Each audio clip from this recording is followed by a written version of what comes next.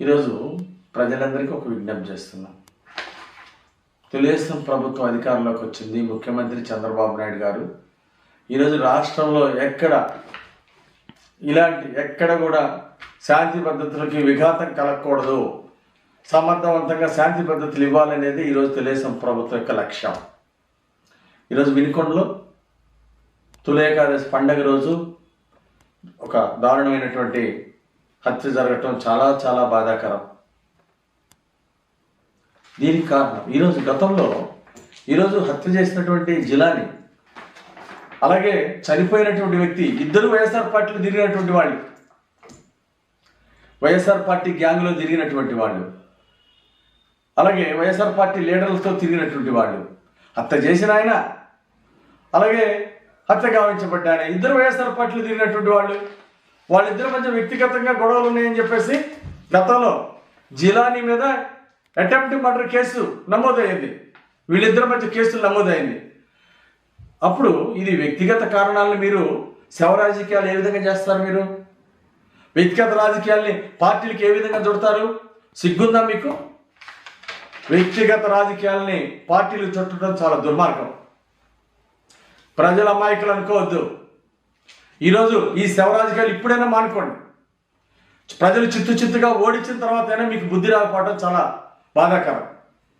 గతంలో బాబాయ్ హత్యని మీరు ఎట్లయితే దుష్ప్రచారం చేశారో, ఈరోజు మీ పార్టీ కార్యకర్తలు హత్య చేసినా అది తెలుగుదేశం పార్టీ మీద బురజాలటం, శవ రాజకీయాలు చేయటం, ఇది ఎంతవరకు సమంజసం అని అడుగుతున్నా నేను. ఇప్పటికైనా శవ రాజకీయాలు మానుకోండి. ఇది చాలా దుర్మార్గం. సిగ్గుపడాలి. ఇలాంటి శవ రాజకీయాలు చేయడానికి చాలా సిగ్గుపడాలా. ఏది ఏమైనా సరే ఇలాంటి హత్య జరగడం చాలా బాధాకరం. దీన్ని కఠినంగా వ్యవహరిస్తుంది తెలుగుదేశం ప్రభుత్వం. ఎవరైతే ఈ దాడికి హత్యకు పాల్పడ్డారో, ఎవరైతే ఉన్నారో వాళ్ళందరినీ కూడా కఠినంగా శిక్షిస్తాం. అధికారులకు ఆదేశించడం జరిగింది. ఈ హత్య నేరంలో ఎవరెవరికైతే సంబంధం ఉందో వాళ్ళందరి మీద కఠినంగా వ్యవహరించాలి, అందరిని అరెస్ట్ చేయాలి, కఠినంగా శిక్షించాలని చెప్పేసి మేము ఎస్పీని కోరాం. ఎస్పీ గారు కూడా నిష్పక్షపాతంగా ఈ కేసులో వ్యవహరిస్తున్నారు. పాత గొడవలు ఓ పార్టీలో వైఎస్ఆర్ పార్టీలో ఇద్దరు పనిచేసినటువంటి వాళ్ళు, అలాంటిది తెలుగుదేశం పార్టీకి చుడతారా? శవ రాజకీయాలు చేస్తారా? ఇది చాలా సిగ్గుసేటు.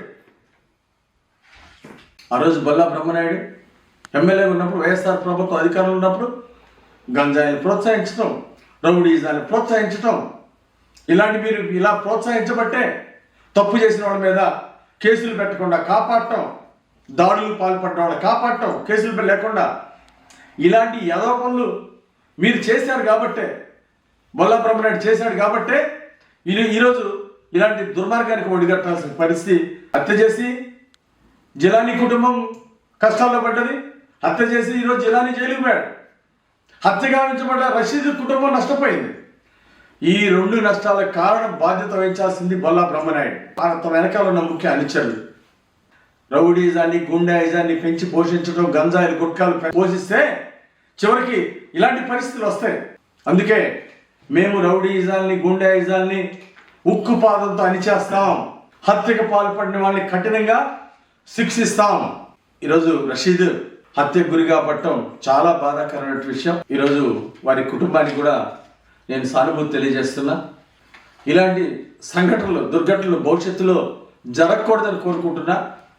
అలా జరగకుండా పూర్తి చర్యలు తీసుకుంటాం. భవిష్యత్తులో ఇలాంటి గొడవలు వినుకొండలో జరగకుండా ఏమేం చేయాలో చర్యలు తీసుకుంటాం. ఇలాంటి పునరావృతం కాకుండా చూడటమే మా ప్రభుత్వ బాధ్యత, మా బాధ్యత.